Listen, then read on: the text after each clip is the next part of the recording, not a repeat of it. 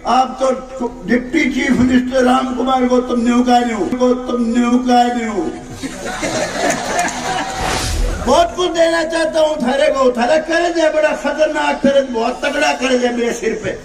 लेकिन भाई अफसोस है मुझे, बिना तारे मरूंगा, बूढ़ा हो गया हूँ। बिना तारे मरूंगा, बूढ़ा हो गया हूँ। ईमानदारी से कहता हूँ, पूछ लेना। जिस दिन मुझे ये कह के भी गया कि जी आपने इलेक्शन लड़ना है, हल्का संभालो, उसके बाद भी मैंने कहा भाई थारे परिवार वाले को लड़ाओ, किसी को लड़ाओ, मैं इलेक्शन नहीं लड़ूंगा। लेकिन जिन हालात में मुझे इलेक्शन लड़ना पड़ गया, मुझे पता नहीं था। एक चक्कर था, एक सीढ़ी थी कि भाई इसको टिकट दे दो, कई सीटा में रामड़ मार दोगे। वो तो अपने मकसद में पूरा कामयाब हो गए। आप तो deputy chief minister Ram Kumar Gautam नेवकान्यू 1 रुपया थारे के दूं, थारे को बहुत कुछ देना चाहता हूँ थारे को। थारा कर्ज है बड़ा खतरनाक कर्ज, बहुत तगड़ा कर्ज है मेरे सिर पे। लेकिन भाई अफसोस है मुझे, बिना तारे मरूंगा, बूढ़ा हो गया हूँ। एक तो बीमार हूँ, 77 साल की उम्र होगी,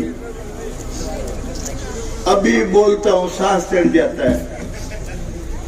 लेकिन भाई मैं जो कर सकता हूँ, जितनी मेरी बची जिंदगी है, 24 घंटे आपके लिए हमेशा हाजिर हूँ, जो मैं कर सकता हूँ। लेकिन भाई कर बहुत कम सकता हूँ, कुछ नहीं कर सकता हूँ।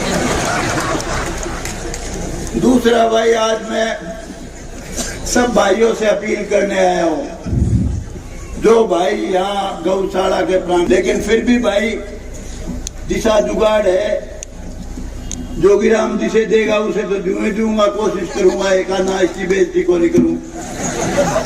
ये नुके थे, अब जिस दिन खबर आ जाएगी इतने दिए उतने तो दे दूंगा। और मैं तो भाई तो रणजीत सिंह से अभी जिक्र कर रहा था, तो साहब पूछ रहे थे कितने रुपए दे दूं, कह रहे थे कि 5 लाख बतेरे।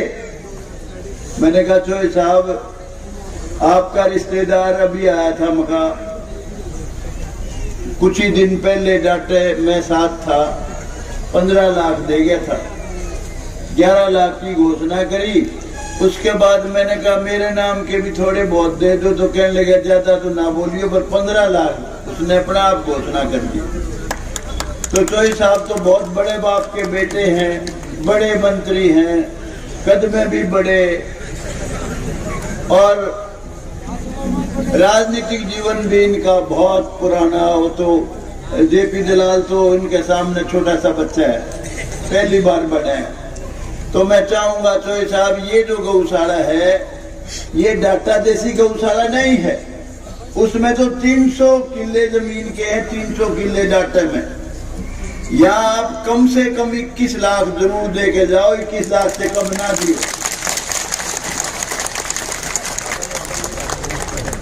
और मुझे उम्मीद है हमारी बात सुनेंगे तो ऐसा। दूसरा भाई, यहाँ जो और भाई नेता आए हुए, ये सोनिया बेटी आई हुई है, हमारा ये सुशील खरब है, और भी जितने नेतागण हैं, इनसे भी मैं सबसे प्रार्थना करूंगा भाई जितने ज्यादा से ज्यादा दे सकते हो। हर आदमी इलेक्शन लड़ने का चासलू है, मेले बनने का, बनो, बनने की थारी उम्र है, संघर्ष करो, बहुत रोजाना लोगों के दुख सुख में जाओ। मैं बहुत बड़ी बात बताना चाहता हूँ आपको शिक्षा देने के हिसाब से। 5 साल लगातार बहुत मेहनत की थी, जिस तरह हड़ी हड़बा करे, सवेरे उठा करे, रात के 11-12 बजे पहुंचे करा, वो मेहनत मैंने की 5 साल। बीजेपी के वैसे तो कहने को हम तो एमएलए बने थे, 88 हारे थे, हकीकत में मैं अकेला ही बना था, क्योंकि नरेश मलिक के खिलाफ चक्रवर्ती शर्मा को दे दी, उसका कोई लेना देना उस हल्के से, इसलिए नरेश मलिक जीता था कांग्रेस की टिकट, क्योंकि एक कमजोर आदमी के पास थी। मैं जीता था खप्पी खानों के बीच, आप लोगों का आशीर्वाद से। आपका उस वक्त गांव मेरे हल्के में नहीं था, दोनों तगड़े थे मेरे से हर तरह से। और भाई अपना यो देश जो गुलाम हुआ इतने साल अरागा की कोई तसल्ली नहीं है। इस जहां जात पात चलती है इस देश में, जात पात, छुआछूत, भेदभाव, और भ्रष्टाचार ये देश के माथे पे कलंक का टीका है, ये हमारे देश में है, ताज्जुब नहीं है। और मैं जिन हालात में इलेक्शन लड़ूं था, बड़ा आप देखो कौन सी धरती पे लड़ रहा था, मैं एक देखूं तो भोन आवे और वो गामा की तरफ देखूं तो नारा लगाने खोपर नु गयो के मांगे ही धड़केगा। ओम प्रकाश चौटाला जी आए थे मेरे खिलाफ, कहने लगे यहाँ इस पे इनके बड़े भाई खेड़ी में रही बोले 14,000 मांगे के एमएलए का उड़े। अरे राम कुमार गौतम के मुकाबले का कोई एमएलए तो लाओ। एक आदमी इस धरती पे यूं कह दो इस किसी ने 1 रुपया एक अन्ना किसी ने रिश्वत का दिया हो, मैंने खाया हो तो चोर हूं, गुनाहगार हूं। किसी को झूठ फूट बकाया हो अपनी जिंदगी में, जो कर सकता हूं उसका क्या, जो नहीं कर सकता हूं नहीं क्या है। लोग झूठ कूट बोलते हैं, जात पात का नारा लगाते हैं, भ्रष्टाचार करते हैं, हम तो उससे कोसों दूर है भाई। लेकिन ऐसी धरती पे पैदा हो गए कि हमारा बस कौन चलता।